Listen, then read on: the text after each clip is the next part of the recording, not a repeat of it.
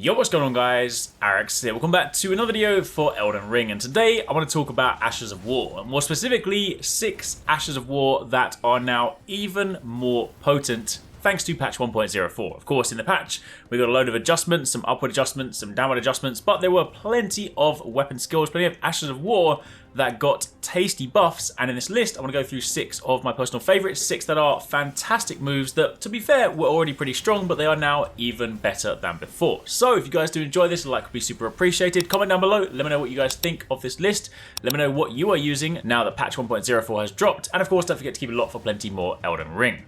So to begin with, I want to kick it off with Lion's Claw. This is a fantastic Ash of War described as a skill of the Red Mains who fought alongside General Radahn.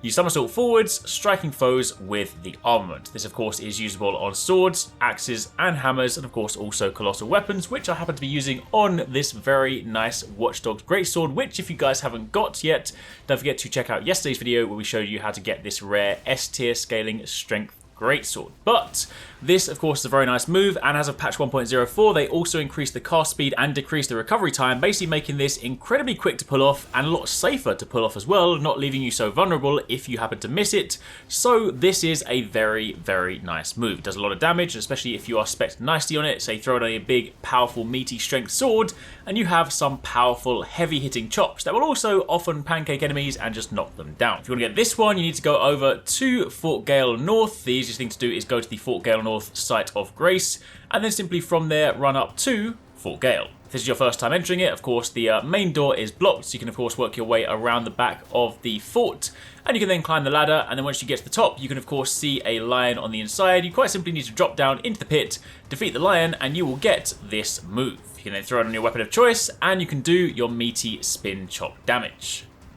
Next up on the list we have Ice Spear, another fantastic Ash of War. This is a skill of the warriors who served the Lunar Princess Rani. You spin the armament to release cold magic, then you channel it into a piercing spear of ice. Now already the projectile for this does fantastic damage, but as of patch 1.04 they also adjusted this, so they've added a hitbox to the weapon's spinning animation, so basically if you happen to be using this up close you also have some attack potential there. If you want to get this one, you need to turn your attention to Leonia, and if you go to this site of Grace here, probably the nearest one, you then want to basically work your way over to this location.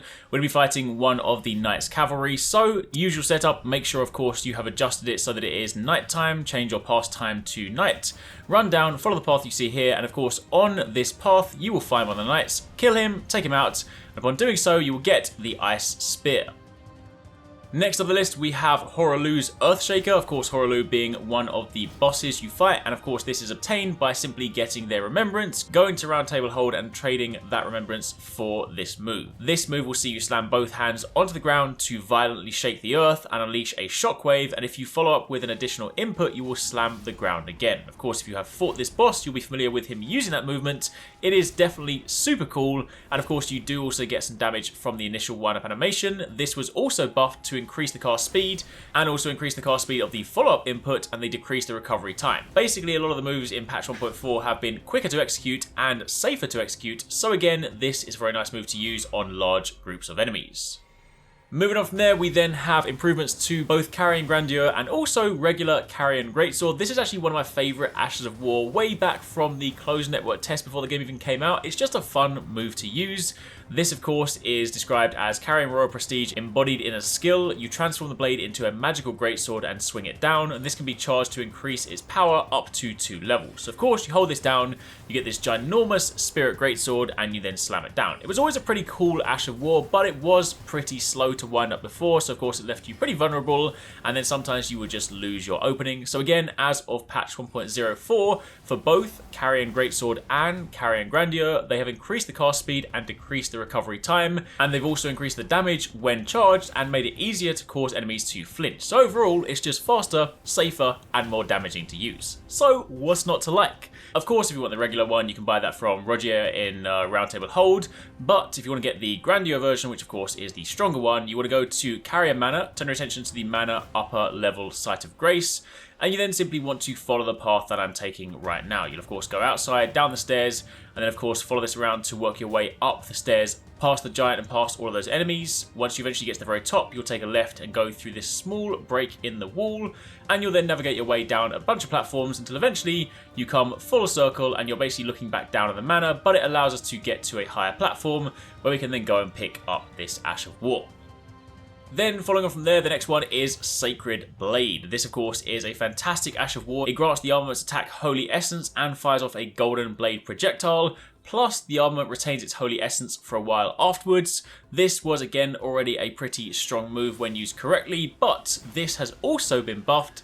They've increased the cast speed, so again making it easier and quicker to get out those holy golden projectiles. If you want to get this one, you turn your attention to Limgrave. This is one of the ones you can get super early in the game. You probably have it already, but you want to go over to this area here. So of course, pick one of the nearest sites of grace. That could of course be the Summonwater village outskirts. Work your way down to there. You'll then find a treasure scarab. Kill that, and you'll get your Ash of War. And then finally, for the very last one, we have Gravitas. This is a fantastic Ash of War, definitely really good for, kind of in PvP as well, but also just for dealing with large groups of enemies. This is a skill originating from the Alabaster Lords, who had Skin of Stone. You thrust the armament into the ground to create a gravity well. In addition to dealing damage, it also pulls enemies in, so of course it can trip them up, basically group them together, making them nice targets to just sweep around and take them out. This also received increased cast speed, so again, a lot of these moves just quicker to use. Didn't of course have any sort of reduction to recovery, but it's also pretty fast to recover anyway, so this is just a pretty solid move. And if you want to get this one, you simply need to turn your attention to the sort of beach down here. So the nearest site of grace is the Seaside Ruins. You then simply work your way down to the beach, and you'll then find one of these enemies. You simply need to kill them, and they will drop the Ash of War. So there you have it. That's a little list on 6 awesome Ashes of War that are now stronger, better, and definitely worth using as of patch 1.04. If you guys haven't checked them out, definitely give them a try. Let us know in the comments down below what you guys think. If you missed our recent videos, be sure to check out one of these ones linked on screen right now. And of course, don't forget to keep it locked on the channel for plenty more Elden Ring.